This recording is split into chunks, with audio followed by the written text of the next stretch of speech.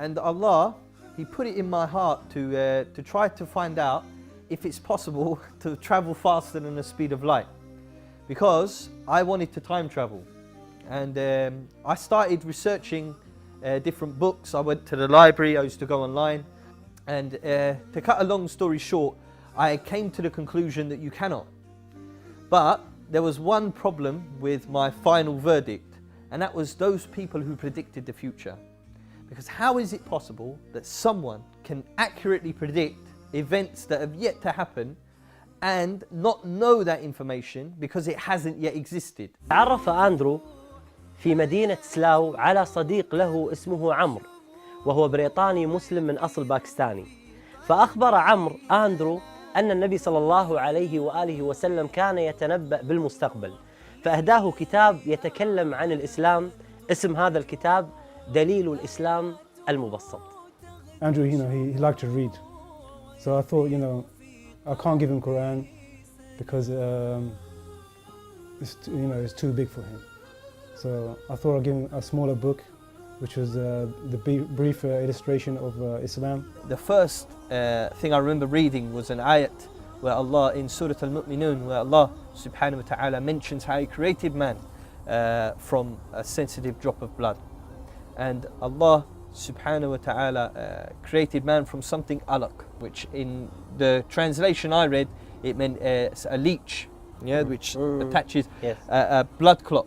And something suspended maybe from something above, For those who might be listening to this, I want them to go and find out what a leech is. And go find out what a leech does. And go find out how a leech lives its life, And then go look at the human embryo. Because I already knew about leeches. I knew that this could be from anyone, it could not be from anyone else except from Allah subhanahu wa ta'ala. Because how a leech works is it attaches itself to a host, It's like a parasite. So it attaches itself to the host victim and it will extract the blood, And that blood, when it enters into the leech, it does not clot. It clots because it's not circulating. And when you try to remove the leech, you can't. The best way is to burn them off, a'udhu billah, or to pull them off, or to let them have their drink and then they'll come off naturally. Now, how Allah created the man in its very first stage, because Allah created man in stages. The first stage is the alaq stage. Allah makes man attached to the womb of the mother.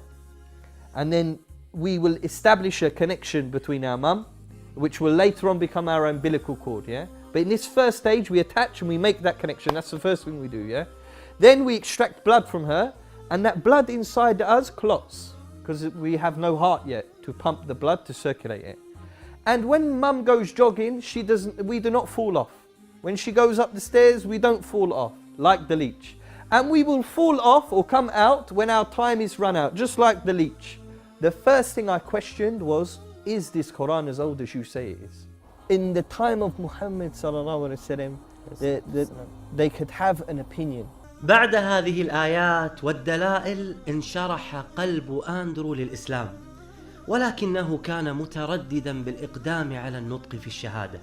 وفي يوم من الأيام So this is where I called Brother Jawad and I said there is a brother here who's willing to take Shahada, but he's afraid of what his family will say.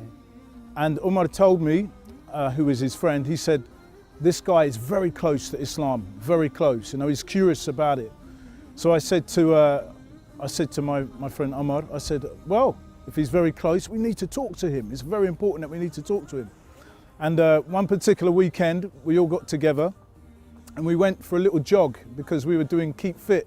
I kind of didn't want to go, but he convinced me and we went. And him and his friends, they went ahead. And I was at the back. They were gone. And another man, his name is Jawad, he was at the back. He's like me, he's not fast, So we went to the park and we were running. And I said, look, brother, I can't keep up with them brothers. So I said, look, if I can't run with you in the dunya, I'll ask Allah subhanahu wa ta'ala so we can either run or fly together in paradise, inshallah. And my child inside me said, who doesn't want to fly? I said, I want to fly. So when we went back to my home, I said to him, you know, if I believe in Islam in my heart, but I don't, you know, become Muslim, will I still go to this place, Jannah?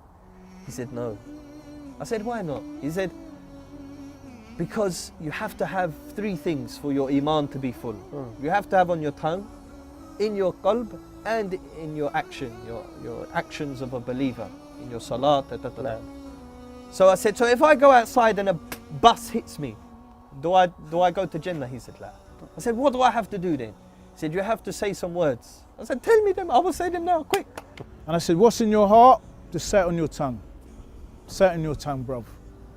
And he said, Ashhadu an la ilaha illallah. وَأَشْهَدُ أَنَّ مُحَمَّدًا عَبْدُهُ وَرَسُولُهُ. And we embraced him as our brother. And from that day onwards, he's been my beautiful brother ever since, inshallah. I love him for the sake of Allah. And I hope Allah Azza wa Jal allows us to really fly together in Jannah, inshallah. اشترك معنا في هذه القناة بإذن الله، راح توصل لك حلقاتنا أول بأول، وساهم معنا في نشر هذه القناة.